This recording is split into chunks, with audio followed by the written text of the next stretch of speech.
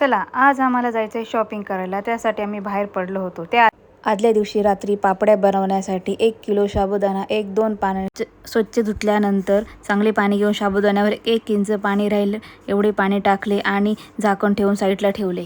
सकाळी लवकर उठून स्वतः आवरल्यानंतर मी बटाटे सोलायला घेतले. 1 किलो साबुदाण्यासाठी अर्धा किलो बटाटे सोलून पाण्यात ठेवले जेणेकरून ती काळी पडू नये. सर्व बटाटे सोलून झाल्यानंतर किस करण्यासाठी एका भांड्यात पाणी घेऊन त्यामध्ये बटाटे किसून घेतले. त्याचबरोबर गॅसवर एका टोपात उकळण्यासाठी पाणी ठेवले आणि बघता बघता एवढा सारा किस तयार झाला. एवढा सारा किस नळाखाली स्वच्छ पाण्याने एकदा दोनदा स्वच्छ करून त्यामध्ये असलेला स्टार्च निघून जाईल आणि किस पांढरा शुभ्र होईल. स्वच्छ धुतलेल्या बटाट्याच्या किसमध्ये पुन्हा एकदा पाणी टाकून तो बाजूला ठेवून दिला. इथे मी साबुदाणा शिजवण्यासाठी साबुदाण्याच्या 5 पट पाणी तापवलेले, त्यामधून अर्ध पातेलं पाणी बाजूला काढून ठेवले. सर्व साबुदाणा टाकून झाल्यानंतर मिक्स करून घेतला. साबुदाणा ट्रान्सफर झाल्यानंतर त्यामध्ये सर्व किस टाकून एकत्र करून घेतला. त्यावर 4 चमचे चिली फ्लेक्स आणि चवीपुरते मीठ टाकून एकत्र करून चांगले शिजवून घेतले.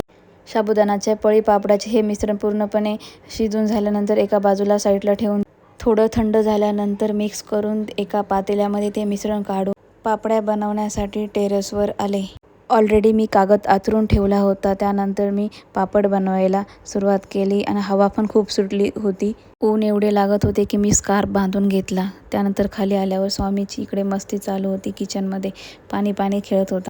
पाणी म्हटले की मुलांना ते खूप आवडते. त्यानंतर मी त्याला खुर्चीवर बसून त्याच्या हातामध्ये पोंग्या दिल्या. हे पाहिल्यावर मला माझ्या लहानपणाची आठवण आली. घरातलं सर्व आवरून इथे मी रेडी झाले आणि सायंकाळी निघालो खरेदी करण्यासाठी.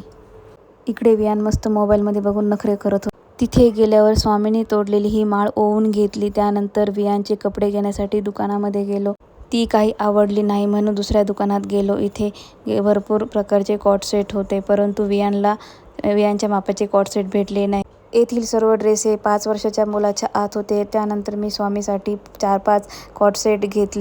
वियानच्या मापाचे भेटले नाही म्हणून ते कॅन्सल करून आम्ही आलो पुढच्या कामासाठी. यांच्यासाठी गॉगल मी ही मोजडी घेतली आणि वियानला पाणीपुरी खायची म्हणून त्यांनी पाणीपुरी खाल्ली आणि घरी आलो. शेजारच्या ताईंकडे देवीचा मोठा प्रोग्राम असल्यामुळे मोठी मिरवणूक निघते. उशीर झाल्यामुळे मी काही प्रोग्रामला गेली नाही. बाकी घरातली मंडळी गेली होती. त्याच वेळेस कैलास व गायत्री आले होते ऋत्विकला सोडायला, कारण वियानसोबत त्याला सुट्टी एन्जॉय करायची होती. इकडे स्वामी आणि आरव मस्ती करताय. चला भेटूया पुढील ब्लॉगमध्ये. तोपर्यंत बाय.